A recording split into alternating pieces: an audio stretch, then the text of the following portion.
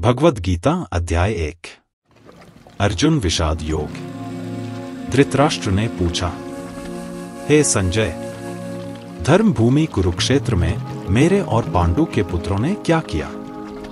संजय ने उत्तर दिया, राजन, जब दोनों सेनाएं आमने सामने खड़ी थी, जब युद्ध का रण बन चुका था, तब युद्ध नहीं मन का संग्राम प्रारंभ हुआ था। ध्वनि गूंज रही थी शंखों की, रथों की, धनुषों की। सेनाएं दोनों ओर सजी थी। कौरवों की ओर से भीष्म, द्रोण, कृपाचार्य जैसे महारथी। पांडवों की ओर से युधिष्ठिर, भीम, अर्जुन, नकुल, सहदेव। पर जो सबसे प्रमुख था वह था अर्जुन का रथ, जिसे चलाया स्वयं श्री कृष्ण ने। अर्जुन ने कहा, हे केशव, कृपा करके मेरा रथ दोनों सेनाओं के मध्य ले चलो, ताकि मैं देख सकूं किस किस से मुझे युद्ध करना है। श्री कृष्ण रथ को बीच में लाए, जहां दोनों ओर से युद्ध के नरसिंह गरज रहे थे। और तब अर्जुन की दृष्टि गई। भीष्म पितामह, गुरु द्रोणाचार्य, अपने बंधु, अपने भाई, अपने सखा।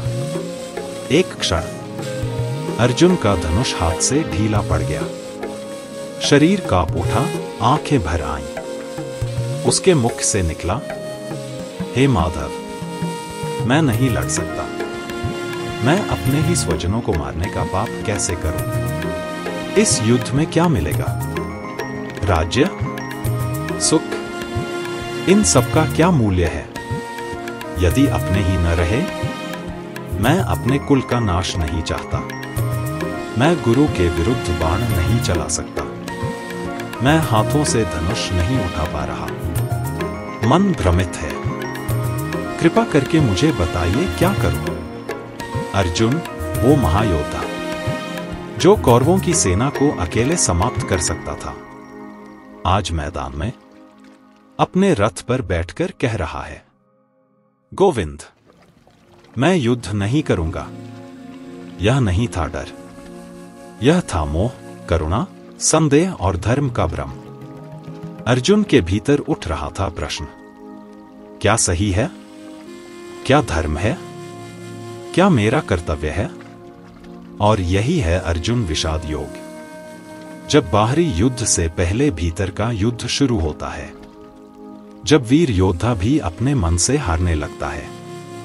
और अब यहीं से शुरू होती है गीता, जहां श्री कृष्ण अर्जुन को भीतर से खड़ा करेंगे, जहां वह उसे बताएंगे कि कर्तव्य, धर्म और आत्मा क्या है।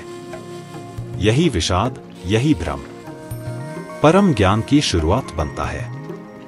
सार, अर्जुन युद्ध भूमि में शारीरिक रूप से सक्षम था, पर मन से हारा हुआ था। उसे मृत्यु से भय नहीं था, पर मोह से था। वह अपने धर्म, अपने कर्तव्य से विचलित हुआ। और यह विचलन ही बना भगवद गीता का पहला अध्याय। कभी कभी जीवन में जब सब कुछ हमारे सामने होता है, तब भी हम निर्णय नहीं ले पाते। हम रुक जाते हैं, कांपते हैं, रोते हैं। पर वहीं से ज्ञान का जन्म होता है।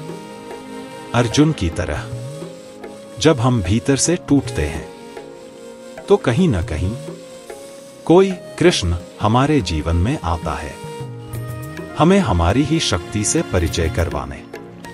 समाप्त।